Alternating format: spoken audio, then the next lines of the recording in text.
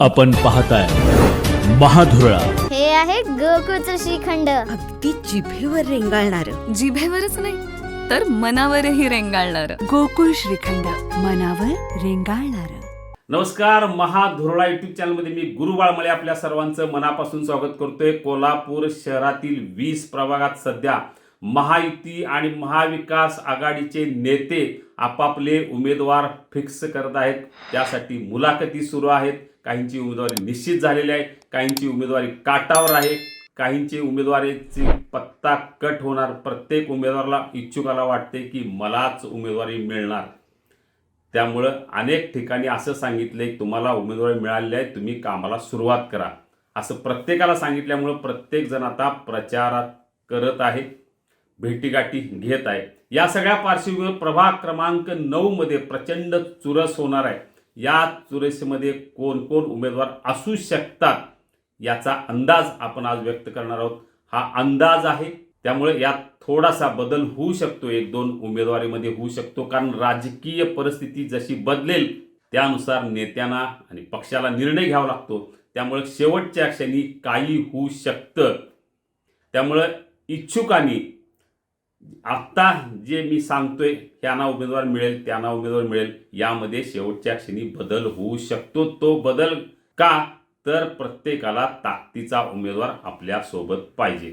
आता प्रभाग क्रमांक 9 मध्ये कोणाची उमेदवारी जवळजवळ नक्की आहे या संदर्भात माहिती घेऊया.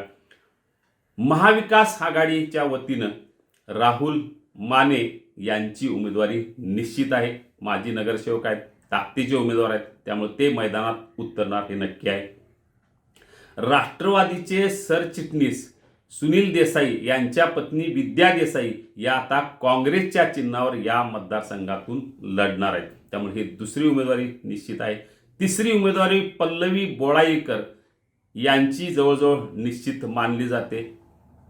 आणि चौथी उमेदवारी मात्र सध्या प्रोसेसमध्ये आहे. कारण विजय उर्फ रिंकू देसाई हे महाविकास आघाडीत येणार की महायुतीमध्ये येणार याचा निर्णय होत नाही. तर जर ते महाविकास आघाडीसोबत राहिले तर विजय उर्फ रिंकू देसाई हे काँग्रेसचे इथले उमेदवार असणार हे नक्की आहे.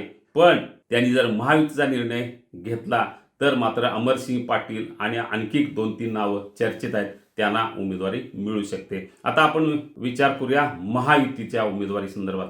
महायुतीत 100% उमेदवारी फायनल आहे ती शारंगधर देशमुख यांची. कारण शिवसेनेत त्यांनी प्रवेश केलेला आहे सतीश पाटलांना सोडून, त्यामुळे त्यांची उमेदवारी 100% फायनल.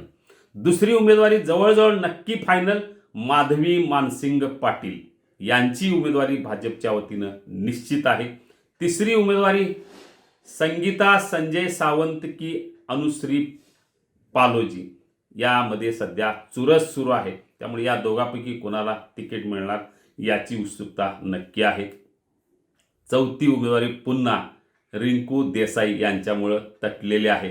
कारण रिंकू देसाई यांचा निर्णय महायुती की महाविकास आघाडी हे न ठरल्यामुळं रिंकू देसाई की अमोल पालोजी की वैभव कुंभार की अन्य कुणी यामध्ये आता हा मतदारसंघ अडकलेला आहे. आमदार सतेज पाटील यांचे एकेकाळचे कट्टर समर्थक शारंगधर देशमुख आणि सध्याचे कट्टर समर्थक राहुल माने या 2 आजी आणि माजी सरदारामध्ये या प्रभागात प्रचंड चुरशीची झुंज होणार आहे, ज्याची उत्सुकता पूर्ण शहराला असणार आहे. कारण हे 2 आजी माजी सरदार आता एकमेकांना भिडणार आहेत प्रभाग क्रमांक 9 मध्ये.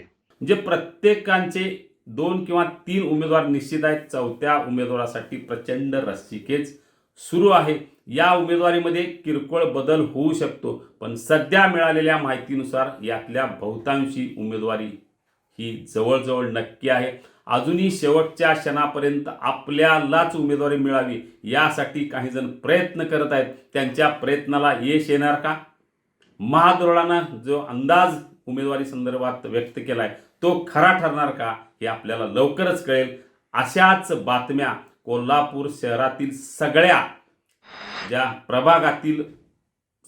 प्रभागातील जे इच्छुक उमेदवार आहेत, उमेदवारी कोणाला मिळणार, नेमकं काय राजकारण या प्रभागात घडणार अशी माहिती हवी असेल तर आत्ताच सबस्क्राईब करा महाधुरळा यूट्यूब चॅनेल. धन्यवाद.